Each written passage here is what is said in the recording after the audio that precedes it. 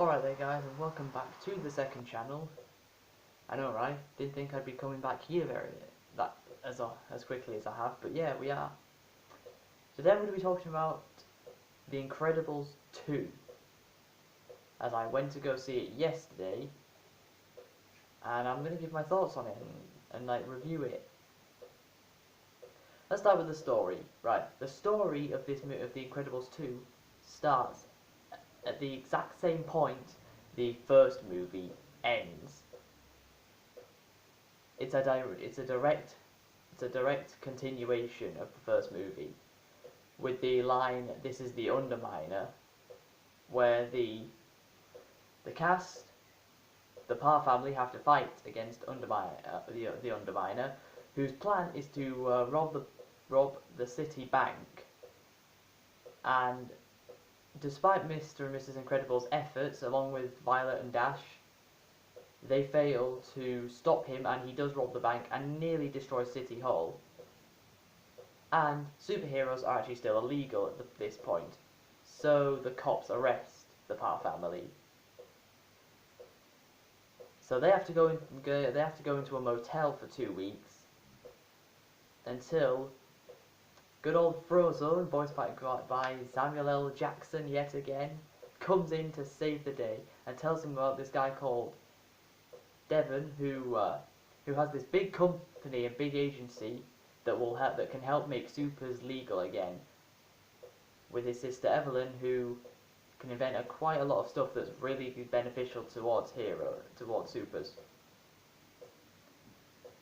The family are able to get to their new house that has been given to them as becoming supers again, and Mrs. Incredible takes on her original hero from Super Persona as Elastigirl, and she is she's more of the main character of this entire movie.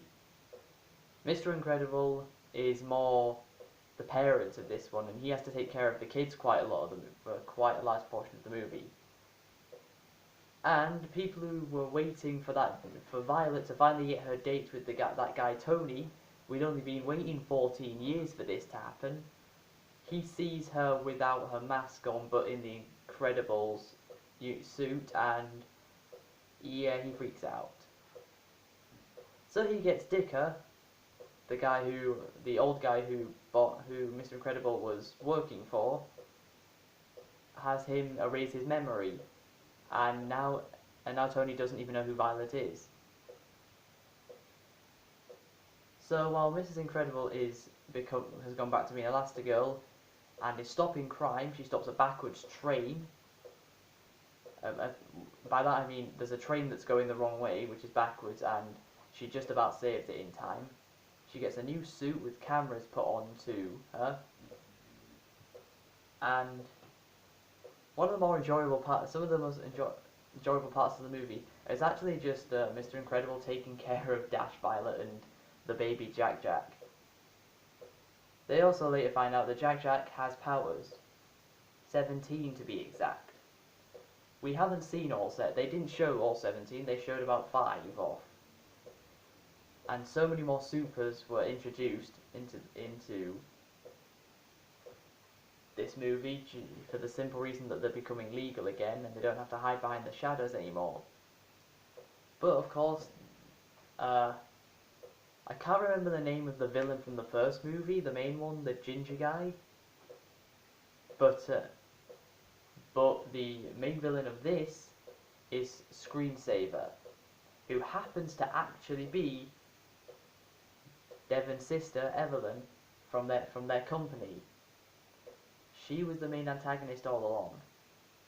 Now, you could say that was some people will argue that that is a very crazy plot twist, and I can see why, but I actually had a feeling that either her or Devon, one of those two, would have actually been Screenslaver the entire time, and I was right. It was kind of an easy thing to predict. That's all I'm going to say. Now, the characters all sound the same. All the ones that were in the first movie sound exactly the same. You know, Bob, Helen, Dash, Violet, Jack. Well, Jack doesn't really have a voice. But yeah, one of the first times we see Jack use his powers is him fighting off a raccoon. Because he thought it was a burglar trying to attack the family. Which makes sense, I mean he's only a baby, so he doesn't know any better. And Screenslaver's main thing is hypnosis. What happens is she has these like glasses that she can put on someone that hypnotizes them into doing whatever she says. However, if the movie takes place in the present day, then the technology we have in the present day would be able to destroy Screenslaver's plan very, very quickly. However, it might take place in 2004, like the original movie did, because it was a direct continuation.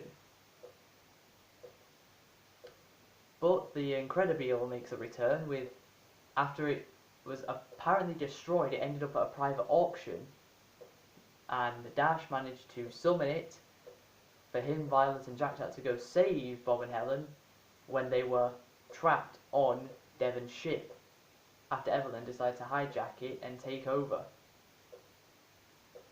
Now the animation, as you can guess, it still looks the animation is just like the first movie. It keeps that aesthetic, but it of course it does improve on making the second movie look better than the first movie.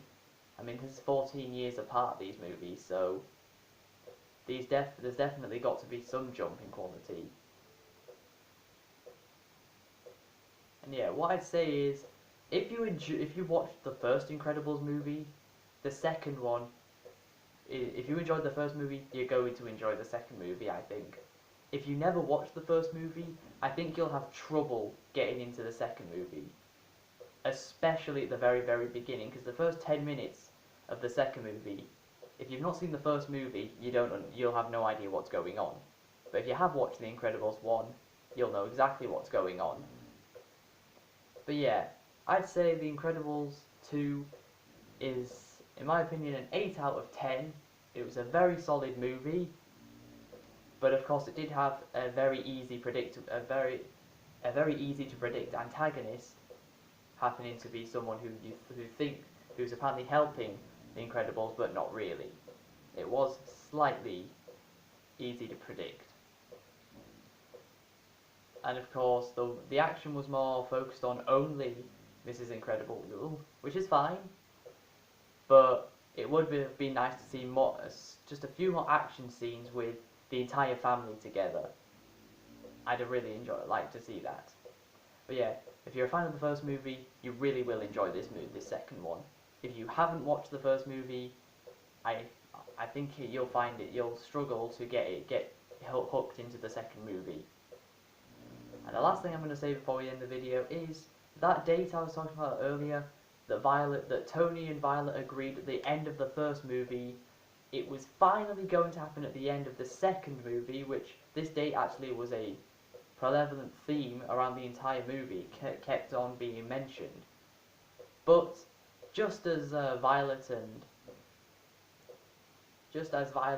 and Tony are in the car with everyone, Bob, Helen, Dash, Jack, they're in the car, they make it to the movie theatre, and the second movie ends the exact same way the first movie ended, with the Incredibles ready to suit up and get back to fighting crime.